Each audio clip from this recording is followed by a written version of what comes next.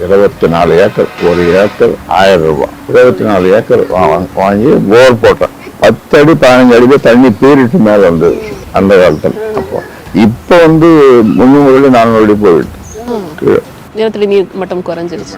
நிலத்தடி நீர் மட்டம் கீழே போகுது. அப்புறம் இதெல்லாம் வாங்கி தென்னை மரம் இருக்கு பாருங்க. தென்னை மரம், செடி ஒரு 1000 மரம் இருக்கு. தென்னை மரமும் மாமரம் தான் எங்களுக்கு சோறு போடும். நாங்கள் 2 பேரும் இங்க இருக்கிறோம். மற்றவங்கலாம் சென்னையில் இருக்காங்க. டெல்லிக்கு போகணும்னு வச்சுங்க, அங்க எல்லா நர்சரியும் போவேன்.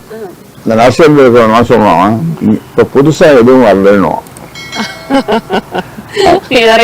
வாங்கிட்டீங்கன்ட்டு வாங்கி எடுத்து ஃபிளைட்ல வச்சுருவாங்க. விமானம் பணிப்பெண்கிட்ட இது போகும்போது ஞாபகமா என்கிட்ட கொடுமா அப்படின்னு ஒரு முறை வைக்கும்.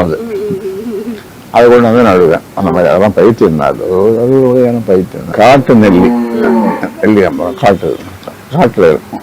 காட்டு நெல்லி, அந்த அரை நெல்லிக்கான்னு சொல்லுவாங்களே, அது இல்லையா? அது வேறமா, அது வேற. இது நெல்லிக்காய். இங்க இருக்க நெல்லிக்காய். அங்க தென்னை மரம் கிட்டத்தட்ட 700க்கும் மேல இருக்குன்னு சொன்னீங்க. வேற என்ன மரங்கள் இருக்குங்க? எல்லா மரமும் இருக்கு. வாழை, தென்னை, இது கடம்பா இருக்குல்ல ஒரு மரம், கடம்பா. அங்க உள்ள நுழையும் போது நீங்க இப்படி அணைச்சிங்கன்னாக்கா கொள்ளாது, அவ்வளவு பெரிய மரம். இதேதான் பின்னால பாருங்க, இதே மரம் தான் கடம்பா. 2 மரம் இருக்கு பாருங்க. இப்படி பாருங்க, அது உயரமா. இந்த தென்னை மரத்தோட போட்டி போட்டு அதுக்கு மேலே போயிட்டு பாருங்க. இந்த தென்னை மரத்தோட போட்டி போடுற மரம் கடம்பா மரம்.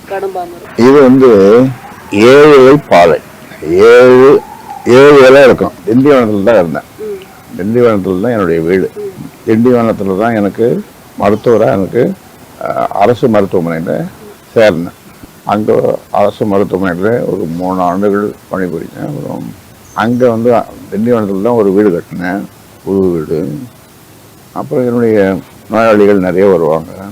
நாளைக்கு பார்க்குற நோயாளிகள் இன்றைக்கே டோக்கன் வாங்கி வச்சுக்குவாங்க. அவ்வளோ கூட்டம் வரும். 3 ரூபா தான். எவ்வளோ ஃபீஸு? 3 ரூபா. அதன் பிறகு அந்த வீடு மக்களை பார்க்கறதுக்கு போதலை, கூட்டம் அதிகமாகிறதுனால இந்த வீட்டை அம்மா கட்டினாங்க. சரி, இங்கே வந்துட்டோம். இங்கே வந்த பிறகு மக்கள் நிறைய பார்க்க முடியல. இப்போ இங்கே பார்த்தீங்கன்னா காலையில் 100 200 அப்படி நிறைய பேர் இருப்பாங்க. ஒவ்வொருத்தரையும் பார்ப்பேன். அதாவது இங்கேதான் வாங்கணும், இங்கேதான் இருக்கணும்னு முடிவு பண்ணதுக்கான காரணம் என்னன்னு தெரிஞ்சுக்கலாமா? மருத்துவராக இருக்கும்போது திரைப்படம் பார்க்க புதுச்சேரி போவோம்.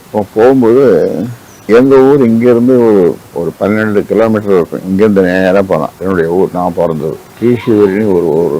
அவங்க பிறந்தது இங்கேருந்து ஒரு 5 கிலோமீட்டர். என்னுடைய பாட்டி ஊரும் அதான், மாமியார் ஊரும் அதான். அந்த நல்ல ஊருன்னு பேர்.